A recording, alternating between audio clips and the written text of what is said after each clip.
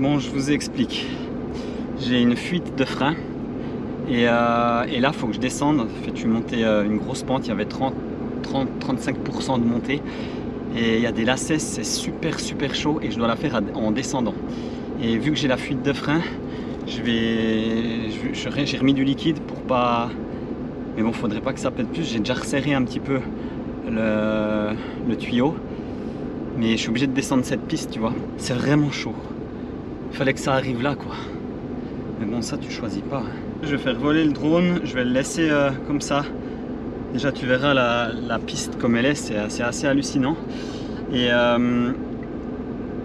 ce que je vais faire, je vais descendre gentiment en mettant la première des vitesses 4x4 lentes. Je vais jouer avec le frein moteur, un peu comme un camion. Je vais m'aider aussi du frein à main.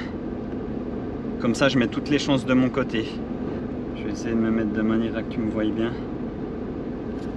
Alors après les images sur la vidéo, dis-toi bien que tu ne te rends peut-être pas compte du dénivelé que ça a. Mais c'est chaud. Allez, on croise les doigts et bourrin, tu me fais pas un sale coup.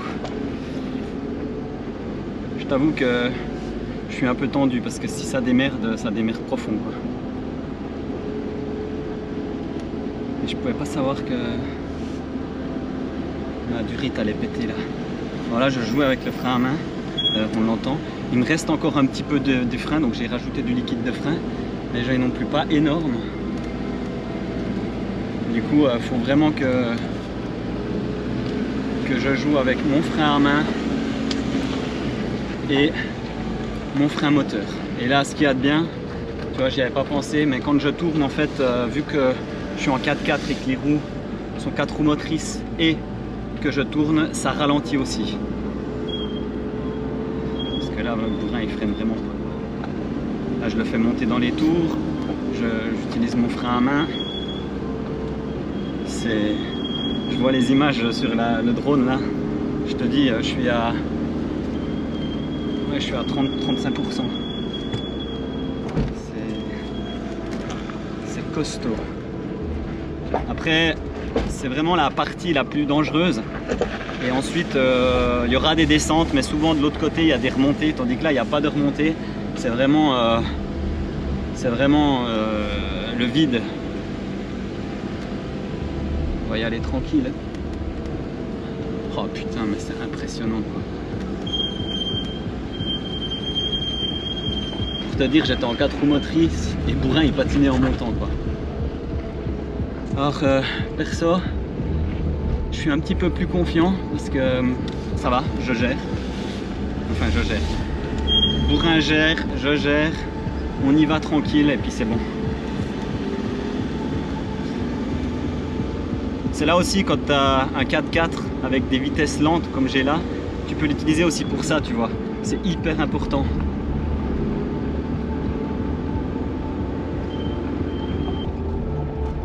Mis à part ça, la vallée, elle est magnifique. Dommage, j'ai pas pu atteindre cette grotte. Mais bon, comme quoi, tu vois, des fois, faut savoir dire non et c'est important.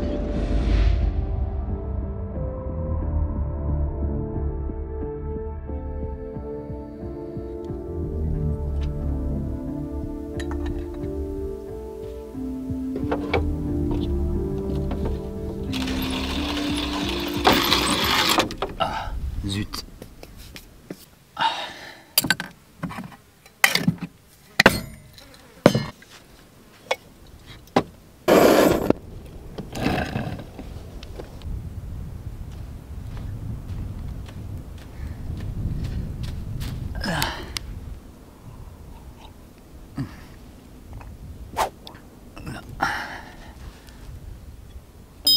Ah ben voilà, ça, c'est plus explicatif. Holafly, c'est une compagnie qui offre des cartes eSIM.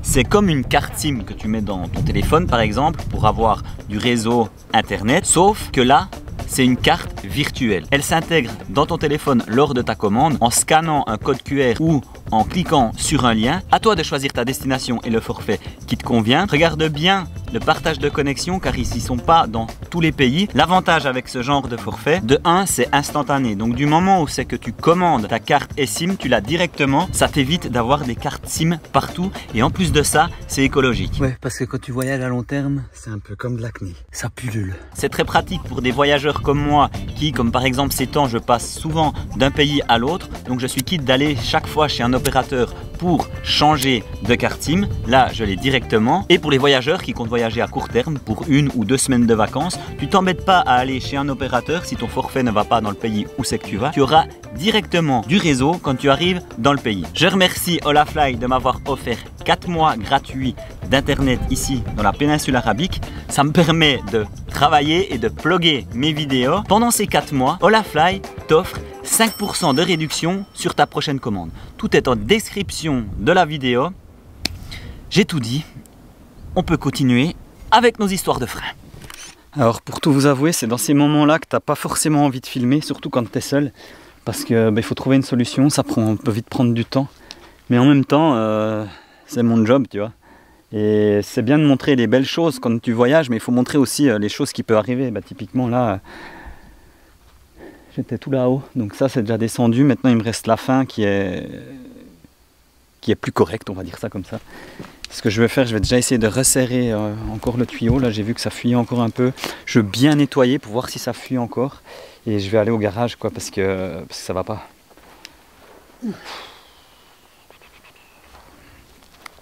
Ouais.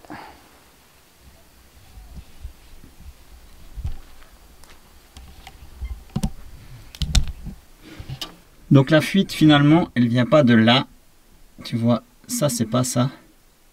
Elle vient d'ici. Il y a eu ce petit frottement là. Et ça coule là. D'ailleurs on voit, c'est tout mouillé.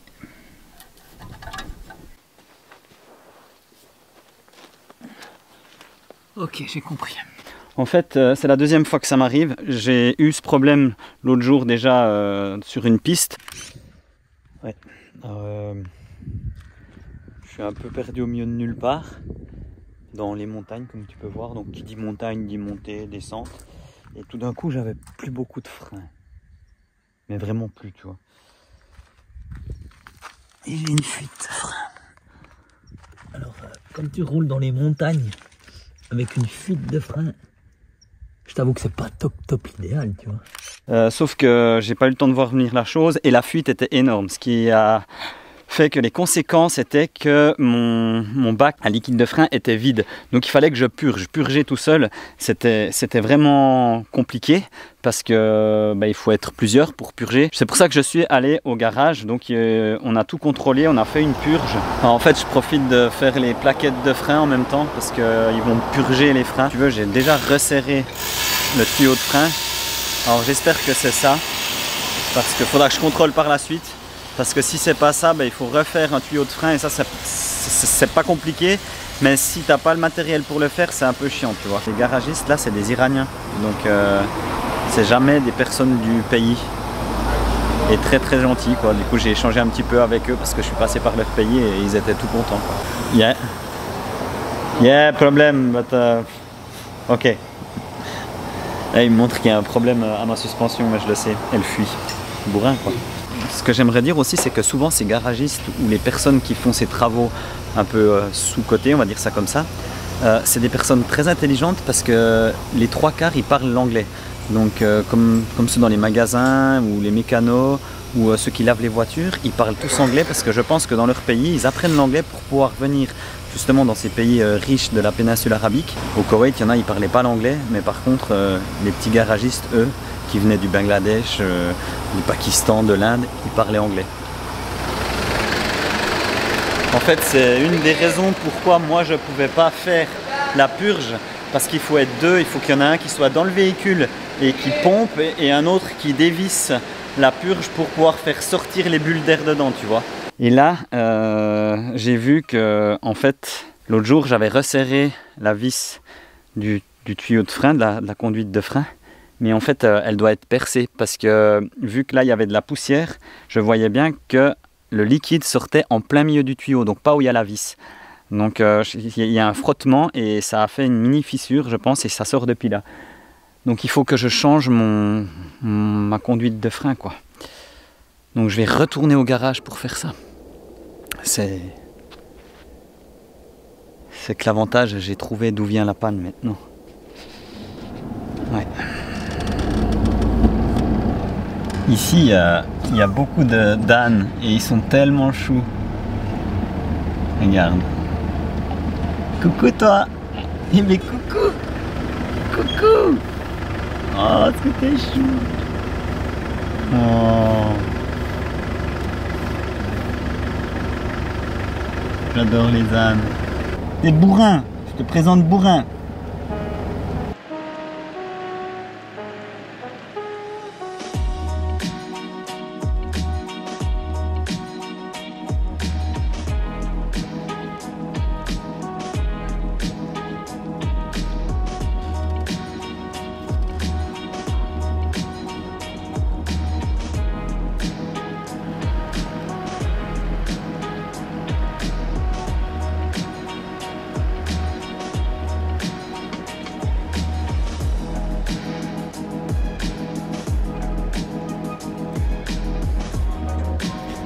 Et oui, je disais, des fois c'est un peu saoulant parce que bah, là j'arrive en fin de journée, j'ai roulé toute la journée et maintenant je dois essayer de trouver un garage. J'ai plus de frein et ça va, tu vois, ça fait partie du voyage et tout. Mais actuellement je suis énormément fatigué, mais ça, si je suis fatigué c'est pas à cause du voyage, enfin c'est plus à cause d'autres choses à côté qui émotionnellement me fatiguent beaucoup. Et je t'avoue que si je pouvais éviter d'avoir des choses comme ça actuellement, ça m'aiderait un petit peu, quoi. Mais ça fait partie du jeu. Donc direction le garage et on verra ce que ça donne. En fait, il le répare, il le laisse sur place et apparemment il est en train de mettre une couche pour réparer le tuyau, donc il va pas le changer. Le type il récupère tout, il change rien ici. Comme la plupart de tous ces pays d'ailleurs. Le truc qui me fait un peu souci, c'est juste qu'il fait ça juste en dessus du réservoir.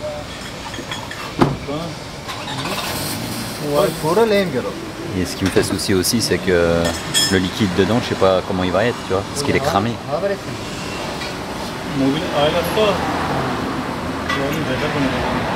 Et ce qui me fait encore souci, c'est que je sais pas vraiment si c'est ce qu'il fait.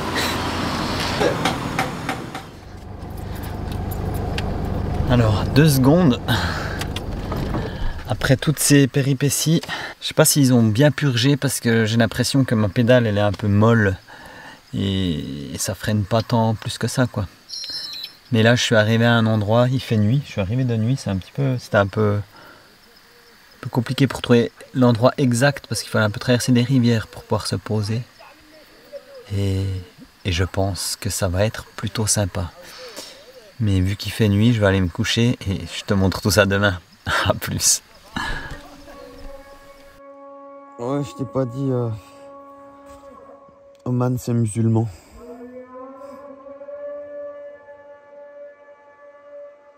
Le matin à 5 h, c'est la prière.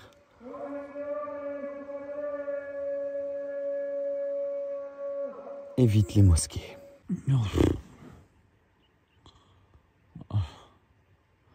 Alors, vu le chant des grenouilles toute la nuit, le spot il doit être vraiment cool.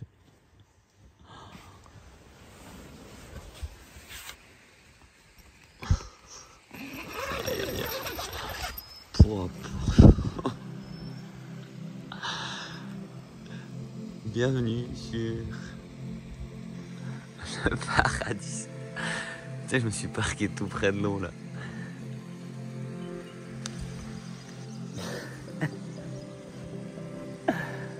Regarde-moi ça.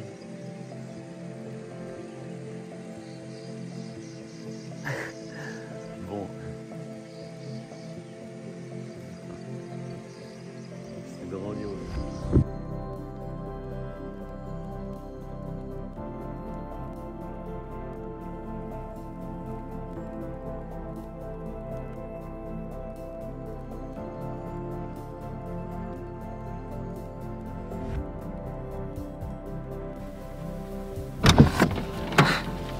Non mais regarde-moi ça.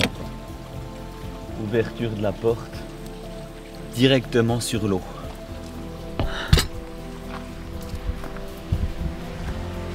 Si ça c'est pas un bon petit réveil. Alors, c'est ça que j'aime bien quand tu arrives le soir ou la nuit et que tu te poses à un spot, c'est que le lendemain tu sais jamais trop sur quoi tu tombes, tu vois. Et là c'est la surprise, mais la belle surprise. L'eau elle est, je sais pas si ça se voit autant en vidéo, mais l'eau elle est vraiment turquoise et transparente. D'ailleurs il y a les petits poissons qui se baladent juste là. Et déjà hier soir il y a venu des locaux, parce qu'il y a un tout petit village juste en dessus, et très très sympathique. Là ce matin il est venu aussi un petit monsieur qui me disait qu'il y a une de ses amies touristes allemandes qui vient juste après, parce que c'est un coin quand même assez touristique mais assez retiré. Et plus haut, il m'a dit à peu près une demi-heure, je crois, 1 heure de marche, il y a des cascades d'eau. Et je lui ai dit que j'avais fait un canyon ici. Il m'a dit t'es canyoning, tu fais guide canyoning? Puis j'ai dit oui, je fais des canyons. Et justement moi j'aimerais quand même aller voir un petit peu plus haut si c'est possible de descendre en canyon, parce que c'est quand même les choses qui m'intéressent ici, tu vois.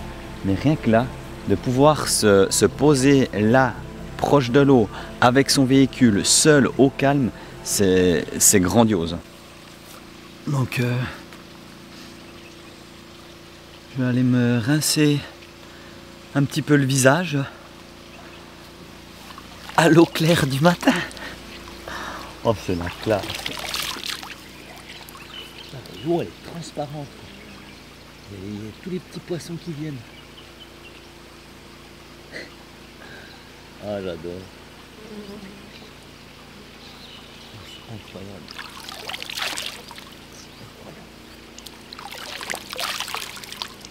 C'est la plus belle baignoire de toute ma vie que j'ai eue. L'eau elle est vraiment translucide. C'est ça qui est marrant ici à Oman, c'est que ils appellent ça les wadis. C'est justement des rétentions d'eau, c'est dans les montagnes. Mais tout est désertique, tu vois, à côté, surtout poussiéreux. Il y a énormément de poussière quand tu roules avec les véhicules. Et tout d'un coup, tu arrives là et tu as une eau, mais alors plus clean que ça, tu peux pas. Et moi qui aime l'eau, qui aime les canyons, je suis servi ici. C'est là que je remercie des fois Enfin je remercie pas. Mais enfin si, je me remercie. Je me remercie de m'être écouté et d'être venu ici. Et c'est aussi quand tu es là comme ça que tu te dis ça vaut la peine quand même de rien dire et d'admirer. Mais en fait, je voulais pas et je me dis pourquoi pas. Je vais faire la petite baignade du matin dans le wadi.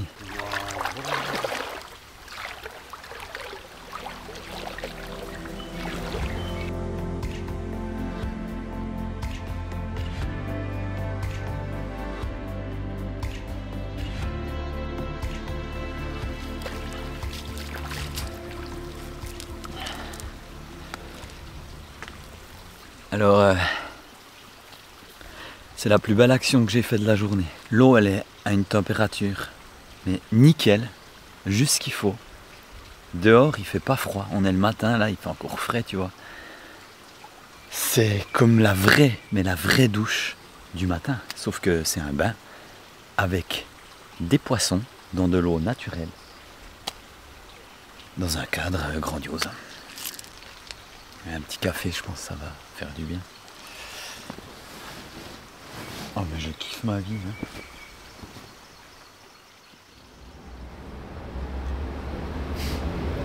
Je suis de nouveau dans un garage. Alors c'est un petit peu la conclusion que j'aimerais faire dans cette vidéo, tu vois. C'est que des fois on m'écrit, vous m'écrivez sur ma chaîne YouTube, ouais t'es courageux, tu as vraiment du caractère, de la rage, tu as envie de continuer, tu as envie de... Tu lâches rien quoi. Mais en fait, dans ma vie, c'est surtout que je me suis écouté. C'est une phrase qu'on entend souvent, ça c'est clair, il faut s'écouter. Mais c'est un équilibre important à prendre dans sa vie, mais c'est chacun pour soi en fait. Parce qu'on est tous différents. Et moi, l'équilibre que j'ai trouvé dans ma vie, c'est que j'ai besoin de vivre ces moments comme tu as pu voir dans ce wadi ou d'aller faire des canyons. Donc je m'écoute, je vais faire les choses que j'ai envie de faire. Et en contrepartie, certaines fois, il y a des choses que j'ai pas envie de faire. Comme là, ça fait tout le matin que je suis dans des garages, ça fait le 5e, 6e garage que je suis. Et puis, on trouve toujours pas le problème de frein, parce que ce problème persiste. À mon avis, il y a des bulles d'air dans les freins. Il faudra que j'aille tester après. Mais c'est justement ça qui est important dans la vie de chacun, c'est de trouver un équilibre.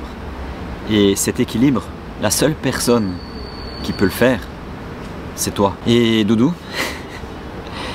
il profite aussi, tu vois. Il vit à fond les instants qu'on vit, comme moi. Là, on est dans les pays arabiques, donc Doudou, il s'est acheté un petit dromadaire et il fait du dromadaire. C'est clair que c'est pas Doudou qui a acheté le dromadaire et Doudou, c'est qu'une peluche. Mais de parler de Doudou, de lui acheter un petit dromadaire, j'avais envie de le faire. Peu importe ce qu'on pense de ça, je m'en fous. Et ça, tu vois ma puce, c'est ce qui veut te montrer ton papa. Dans la vie, fais toujours ce que tu as besoin de faire. Car du moment où toi tu t'acceptes, tu commenceras d'accepter les autres et d'accepter des choses que certaines fois, tu n'as pas trop le choix. Je t'aime très fort et je te souhaite de belles fêtes de fin d'année, mon petit cœur. Tu profiteras bien avec les gens avec qui tu es. Et puis pour vous tous, je vous remercie d'avoir passé cette année avec moi. Je pense que ça sera la dernière vidéo pour cette année. Je sais pas, étant donné que je prévois jamais trop quand je fais mes vidéos. Et je vous souhaite de belles fêtes de fin d'année. Profitez à fond, mais pas seulement une période de fête de fin d'année, durant toute l'année. Et ça, je pense que c'est une bonne chose à se dire pour tout le monde. 2024, je profite toute l'année. Sur ce, n'oublie pas, abonne-toi, like, commente, ça fait toujours plaisir. À plus!